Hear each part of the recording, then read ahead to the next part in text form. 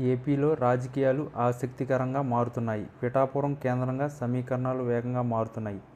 పవన్ ప్రాతినిధ్యం వహిస్తున్న పిఠాపురంలో ఎమ్మెల్సీగా నాగబాబు నియోజకవర్గంలో పలు కార్యక్రమాల్లో పాల్గొన్నారు. టీడీపీ నేత వర్మకు ఆహ్వానం అందలేదు.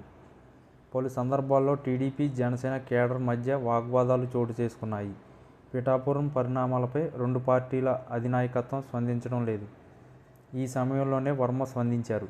కీలక డిమాండ్ పార్టీ ముందు ఉంచారు. దీంతో పిఠాపురం రాజకీయం ఆసక్తిని పెంచుతుంది.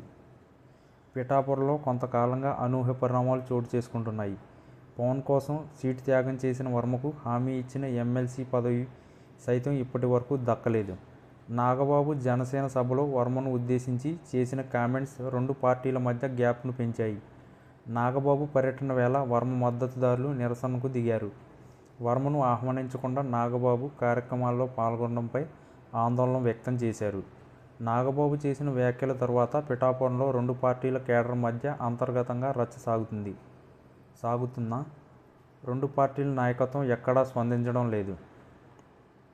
ఈ సమయంలో అసలు వర్మ రాజకీయ భవిష్యత్తుపై పలు రకాల చర్చలు సాగుతున్నాయి. వర్మ మాత్రం టీడీపీ నాయకత్వంపై విధేయత చూపిస్తున్నారు. తొలి విడతలోనే ఎమ్మెల్సీ పదవిపై హామీ దక్కినా అమలు కాలేదు. అసలు వర్మకు ఎమ్మెల్సీ ఇచ్చే అవకాశం లేదని చెబుతున్నారు. పిఠాపురం నుంచి వర్మకు ఎమ్మెల్సీ చేస్తే మరో పవర్ సెంటర్ అవుతుందనే చర్చ కూటమి నేతల్లో వినిపిస్తుంది. దీంతో వర్మకు నామినేటెడ్ పదవి ఇచ్చే అవకాశం ఉందని చెబుతున్నారు. ఇక ఇప్పుడు తాజాగా వర్మ కీలక వ్యాఖ్యలు చేశారు. పవన్ పేరు ప్రస్తావన చేయకుండానే కూటమి అధికారంలోకి రావడానికి కారణం ఎవరో తన మనసులో మాట బయటపెట్టారు. వర్మ తాజాగా కీలక వ్యాఖ్యలు చేశారు. టీడీపీకి లోకేష్ నాయకత్వం అవసరం అని చెప్పుకొచ్చారు.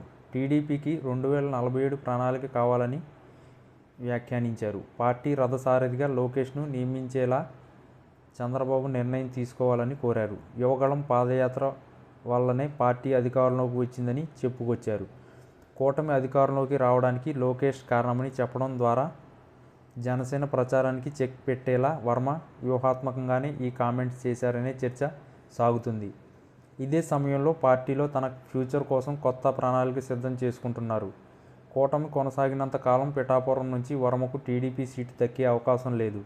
పవన్ అక్కడే కొనసాగడం ఖాయంగా కనిపిస్తుంది. దీంతో పిఠాపురంలో వర్మ కేంద్రంగా సాగే రాజకీయంపైన కూటమి పార్టీల్లో ఆసక్తి నెలకొంది.